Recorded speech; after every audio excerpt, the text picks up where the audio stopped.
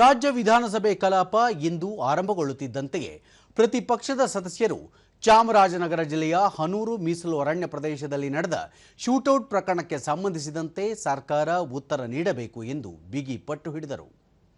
ವಿರೋಧ ಪಕ್ಷದ ನಾಯಕ ಆರ್ ಅಶೋಕ ಹಾಗೂ ಉಪನಾಯಕ ಅರವಿಂದ್ ಬೆಲ್ಲದ್ ಮತ್ತು ವಿ ಸುನೀಲ್ ಕುಮಾರ್ ಸೇರಿದಂತೆ ಪ್ರತಿಪಕ್ಷದ ಸದಸ್ಯರು ಹನೂರು ಶೂಟೌಟ್ ಪ್ರಕರಣದಲ್ಲಿ 3 ಬಲಿಯಾಗಿದ್ದು, ಈ ಬಗ್ಗೆ ಸರ್ಕಾರ ಸ್ಪಷ್ಟನೆ ನೀಡಬೇಕೆಂದು ಆಗ್ರಹಿಸಿದರು.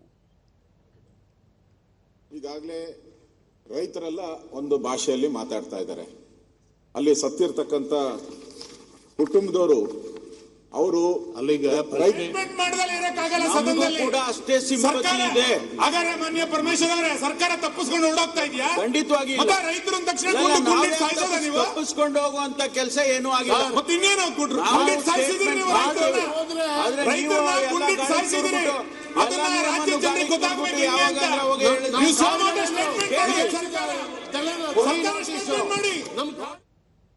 ಈ ವೇಳೆ ಅರಣ್ಯ ಸಚಿವ ರಾಮಲಿಂಗಾರೆಡ್ಡಿ ಹನೂರು ಶೂಟೌಟ್ ಪ್ರಕರಣಕ್ಕೆ ಸಂಬಂಧಿಸಿದಂತೆ ಉತ್ತರ ನೀಡಿ, ಆತ್ಮರಕ್ಷಣೆಗಾಗಿ ಅಧಿಕಾರಿಗಳು ಕಳ್ಳ ಬೇಟೆಗಾರರ ಮೇಲೆ ದಾಳಿ ಮಾಡಿದ ಪರಿಣಾಮ 3 ಬಲಿಯಾಗಿದ್ದಾರೆ. ಕಳ್ಳ ಬೇಟೆಗಾರರು ಅಕ್ರಮವಾಗಿ ಅರಣ್ಯದೊಳಗೆ ಪ್ರವೇಶಿಸಲು ಯತ್ನಿಸಿದಾಗ ಅಧಿಕಾರಿಗಳು ಅವರ ಮನವೊಲಿಸಲು ಯತ್ನಿಸಿ ಶರಣಾಗುವಂತೆ ಸೂಚಿಸಿದ್ದಾರೆ. ಆದರೆ ಬೇಟೆಗಾರರು ಪ್ರತಿಯಾಗಿ ಅಧಿಕಾರಿಗಳ ಮೇಲೆ ದಾಳಿ ಮಾಡಿದ್ದರಿಂದ ಅನಿವಾರ್ಯವಾಗಿ ಸಿಬ್ಬಂದಿ ತಮ್ಮ ಸುರಕ್ಷತೆಯ ದೃಷ್ಟಿಯಿಂದ ಅವರ ಮೇಲೆ ಪ್ರತಿಗುಂಡು ಹಾರಿಸಿದ್ದಾರೆ ಎಂದರು. ಬೇಟೆಗಾರರು ಕಲ್ಲು ಪೊದೆ ಹಿಂದೆ ಅಡಗಿ ಕುಳಿತಿದ್ದು ವಿಷಯ ತಿಳಿದು ಅರಣ್ಯ ಇಲಾಖೆ ಅಧಿಕಾರಿಗಳು ಕಾರ್ಯಾಚರಣೆ ಕೈಗೊಂಡಿದ್ದರು. ಈ ವೇಳೆ ಕಳ್ಳ ಬೇಟೆಗಾರರು ಸಿಬ್ಬಂದಿಯ ಮೇಲೆಯೇ ಹಲ್ಲೆ ನಡೆಸಲು ಮುಂದಾಗಿದ್ದರು. ಉದ್ದೇಶಪೂರ್ವಕವಾಗಿ ಈ ದಾಳಿ ಮಾಡಲಾಗಿಲ್ಲ ಎಂದು ಸಚಿವ ರಾಮಲಿಂಗಾರೆಡ್ಡಿ ಸ್ಪಷ್ಟಪಡಿಸಿದರು. ಅರಣ್ಯ ಪ್ರದೇಶದಲ್ಲಿ ಅನುಮತಿ ಇಲ್ಲದೆ ಪ್ರವೇಶಿಸದಲ್ಲದೆ ವನ್ಯಪ್ರಾಣಿಯನ್ನು ಬೇಟೆಯಾಡಿರುವುದು ಕಂಡುಬಂದಿದ್ದು, ಕರ್ತವ್ಯ ನಿರತ ಇಲಾಖಾ ಅಧಿಕಾರಿಗಳ ಮೇಲೆ ದಾಳಿ ನಡೆಸಲು ಯತ್ನಿಸಿದ್ದಾರೆ.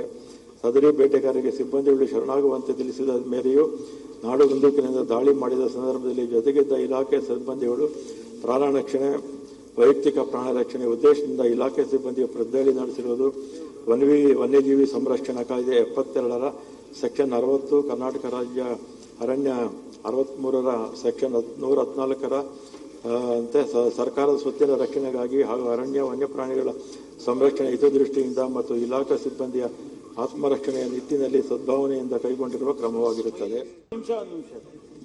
ಬಳಿಕ ಆರ್ ಅಶೋಕ ಮತ್ತು ವಿ ಸುನೀಲ್ ಕುಮಾರ್ ಅವರು ಕೆಲವು ಸ್ಪಷ್ಟನೆಗಳನ್ನು ನೀಡಬೇಕೆಂದು ಸಭಾಧ್ಯಕ್ಷರ ಮೂಲಕ ಆಡಳಿತ ಪಕ್ಷವನ್ನು ಒತ್ತಾಯಿಸತೊಡಗಿದರು.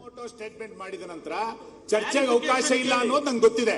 ಹೇಳಿಕೆ ನೀಡಬಹುದು ಅಂತ ಹೇಳಿಕೆಯ ಮೇಲೆ ಯಾವುದೇ ಚರ್ಚೆಗೆ ಅವಕಾಶವಿರತಕ್ಕದ್ದಲ್ಲ. ಆದರೆ ರಾಜ್ಯಕ್ಕೆ ಸಂಬಂಧ ಕ್ಲಾರಿಫಿಕೇಶನ್ ಅವಕಾಶ ಕೊಡಬೇಕು.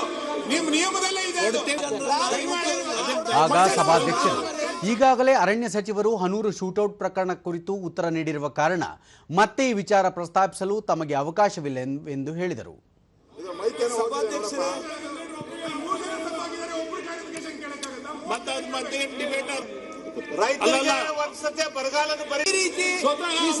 ಆದರೆ ಪ್ರತಿಪಕ್ಷಗಳ ಸದಸ್ಯರು ಹಲವು ನಿಯಮಗಳನ್ನು ಪ್ರಸ್ತಾಪಿಸಿ ಸ್ಪಷ್ಟನೆ ಕೇಳುವ ಅವಕಾಶ ಇದೆ ಎಂದು ಒಟ್ಟಾರೆ ಧ್ವನಿಗೂಡಿಸಿ ಆಗ್ರಹಿಸಿದರು. ಈ ವೇಳೆ ಪ್ರಶ್ನೋತ್ತರ ಕಲಾಪ ಮುಗಿದ ಬಳಿಕ ಈ ಬಗ್ಗೆ ಮತ್ತೆ ಚರ್ಚೆಗೆ ಅವಕಾಶ ನೀಡಲಾಗುವುದು ಎಂದು ಸಭಾಧ್ಯಕ್ಷರು ಹೇಳಿದರು. ಆದರೂ ತೀವ್ರ ಗದ್ದಲ ಮುಂದುವರೆದ ಕಾರಣ ಅನಿವಾರ್ಯವಾಗಿ ಹನೂರು ಶೂಟೌಟ್ ಪ್ರಕರಣದ ಕುರಿತು ಚರ್ಚೆಯನ್ನು ಪ್ರಾರಂಭಿಸಲಾಯಿತು.